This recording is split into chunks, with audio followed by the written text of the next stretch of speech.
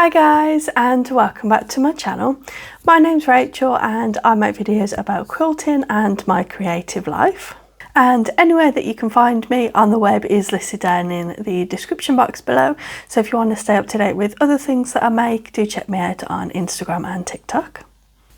But in today's video, by popular demand, I'll be showing you how to do foundation paper piecing by hand, and I'll be demonstrating to you on these really nice houses that I've been making. I've been making these on the machine, but I've made a few by hand. I think I might turn them into a cushion cover, but I'm going to show you the technique on how to do it by hand. I couldn't find any videos on how to do this technique by hand, although I did know that it was possible, so I've been reading up on various paper resources that I've managed to find, so I'm going to give you a tutorial. First, let me show you the ones that I've already made. So I've been digging into my Liberty stash, and I've made 4 so far, and I've used Liberty for the doors, the body of the house and the roof, but not the sky, because I don't have anything that's sky coloured really for this purpose. So yeah, let's go ahead and I'll show you how to do that, and once I've shown you how to do it, I'll come back and I'll talk to you about how I find this technique, what I'm enjoying about it, and maybe what I don't like about it. So make sure you come back after I've given you the short demo. So this method requires lightweight, non-fusible interfacing. I do later in the video refer to it as stabilizer, and I don't know why, so it is interfacing. I'll leave a link to where I purchased mine from on Amazon, because it was quite difficult to find one that wasn't fusible. Now when you purchase it, I think it's going to be the same for all types. Just be careful of the stretch. In one direction it doesn't have much of a stretch, but quite substantial in the other directions. So I was pre-cutting mine to the desired size of the houses. And then you need to take a printout of the house, or of course any other pattern that you decide to do, and lay it underneath, and you can see it quite well through the interfacing. And then either use a mechanical pencil or a heat erasable pen to mark the lines. I've been finding the heat erasable pen to be a little bit easier because the pencil drags on the interfacing a bit. You only need a light line, so don't worry about it, but remember not to iron it until you're completely finished, because the lines will disappear. Now when you're tracing the lines, be careful not to shift the interfacing or the paper below, and if you do, just line it back up where needed. And then what you want to do is you just want to mark one of the numbers so that you can differentiate which is the correct side. So I like to do it with 2 because you can very easily tell when that's back to front. Now we need to cut out the fabric for the house or whatever pattern you're doing, and I just do this roughly. I just hold my fabric up to the pattern piece and make sure that I've got more than 1/4 of an inch in each direction, and that is generally enough. I just roughly cut them. You can of course use a rotary cutter and batch cut all of your shapes out at the start. Now you want to flip your interfacing right side down, and you're going to work on the opposite side, and use a small dab of Elmer's glue or whatever glue you generally use, and put your fabric right sides up, so you've got wrong side and wrong side together. No stitching happens across number 1. You put number 2, again right sides of the fabric together. It's quite hard to tell with the Liberty which is the right side. So put it right sides together on the wrong side of the pattern piece, and then just pin in place from the front. And all you're going to do is stitch along this line that you can see from the front. There isn't anything to see at the back, so you don't need to worry about matching up at the back. Just make sure that your fabric overhangs by 1/4 of an inch. And then I just use a small running stitch with back stitches every now and again. This is the same technique that's used for hand piecing. If you've never done hand piecing or foundation paper piecing before on the machine, I'll leave the links to videos on that, because it might just give you some pointers in terms of the wrong side and the right side, because that's what can be confusing with foundation paper piecing at the beginning. So just do a straight stitch all the way across. Try and keep your stitches fairly small and consistent, and then when you get right to the end where the 2 lines intersect, you just take a stitch right up there, and then I pull my thread all the way through and just do one more sort of back stitch and pull my needle through a loop twice just to make sure it's really secure. You'll see that in a moment. Some people choose just to do a couple of back stitches rather than creating a knot, but I just find it's a little bit more secure just to keep doing a couple of knots, and then just trim your thread, leaving a small tail. Now flip the work over, and you can use a seam roller or finger press at this point just to create that seam really nicely. And now we'll move on to side number 2, and you just want to match up your fabric on the right side, no, the wrong side. Put them right sides together and fold it down below the piece that it's going to cover. Pin in place and then sew as we just did all the way along that line. For this technique and my other hand piecing that I do, I use a 40 weight polyester thread, and I then like a straw or a milliner's needle because it's a little bit longer and it allows you to load up a few more stitches onto the needle. Typically I would do 5 or 6 stitches onto the needle and then pull it through. And then once I've worked those stitches on the needle, I'll always do a back stitch because this just adds a little bit of security as well.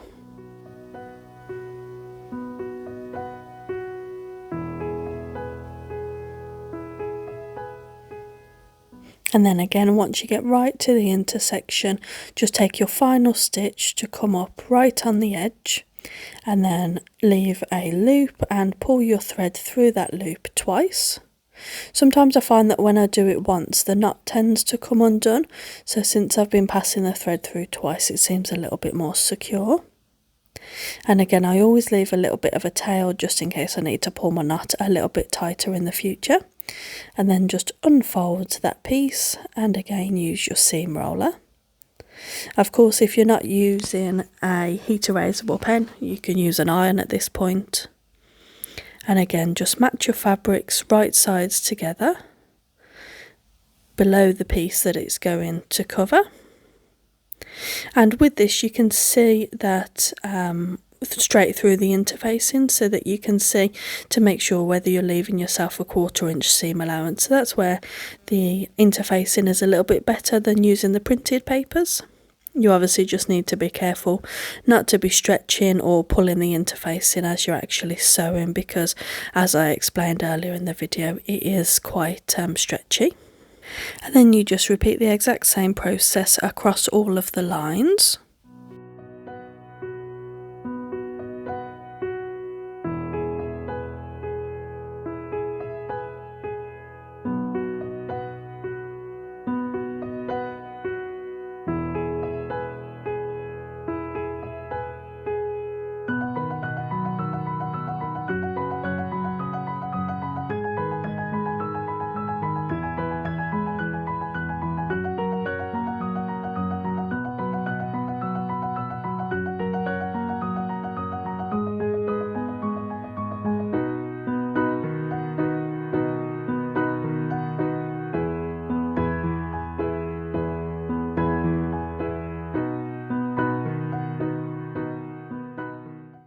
Now moving on to the roof, again all I do is I just lay the fabric out and just cut it slightly larger than excess, but actually written in this pattern the designer does provide cutting instructions, so you can cut as per the pattern and you won't waste any of the fabric.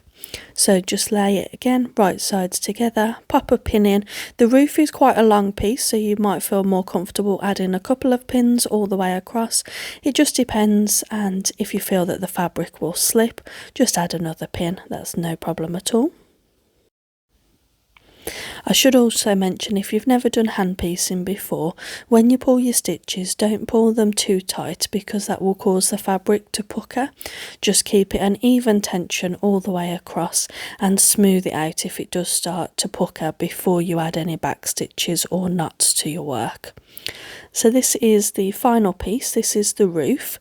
When I'm adding the roofs to my houses, I like to do them in different colours, so I'm using different low volume fabrics or creams or very light greys, so that it helps add a little bit of variety as well to the sky.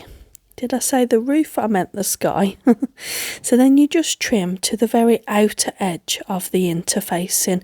You don't go to that line that's on the inside, just at the very, very outside.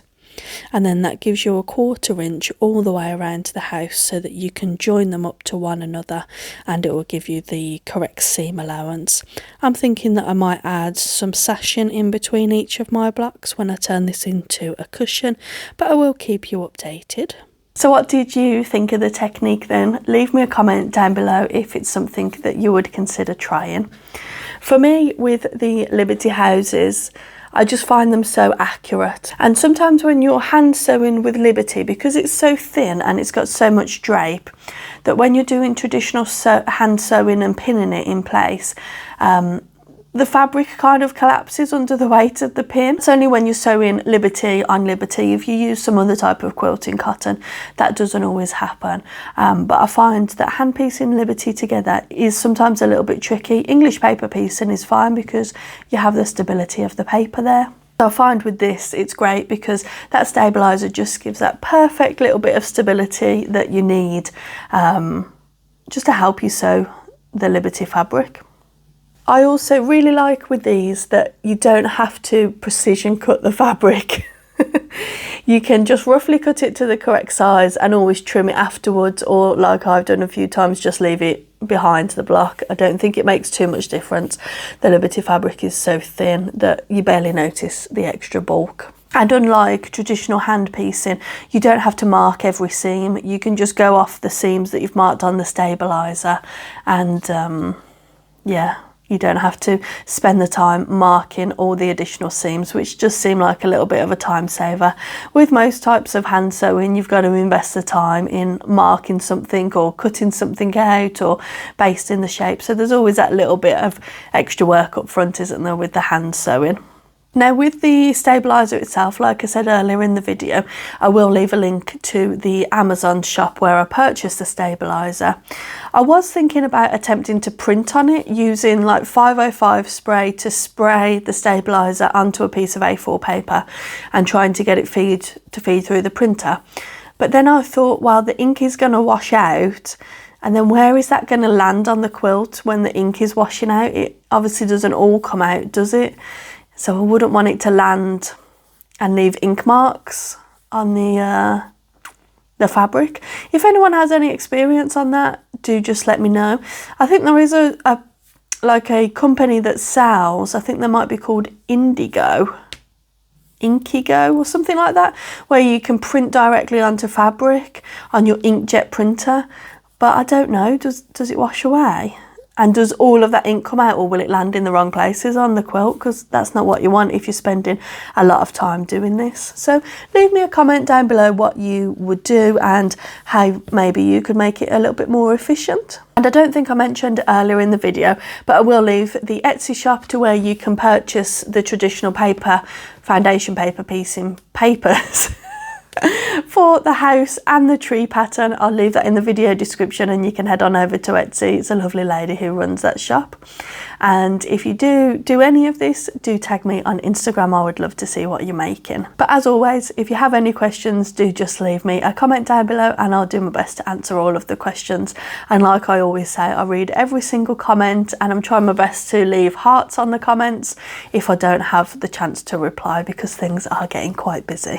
Lots of exciting things coming up and lots of sewing going on. But that's all for me. I hope you have a lovely bank holiday weekend if you're in the UK, and if you're elsewhere, I hope you've managed to get lots of lovely sewing time. But take care, stay safe, happy crafting.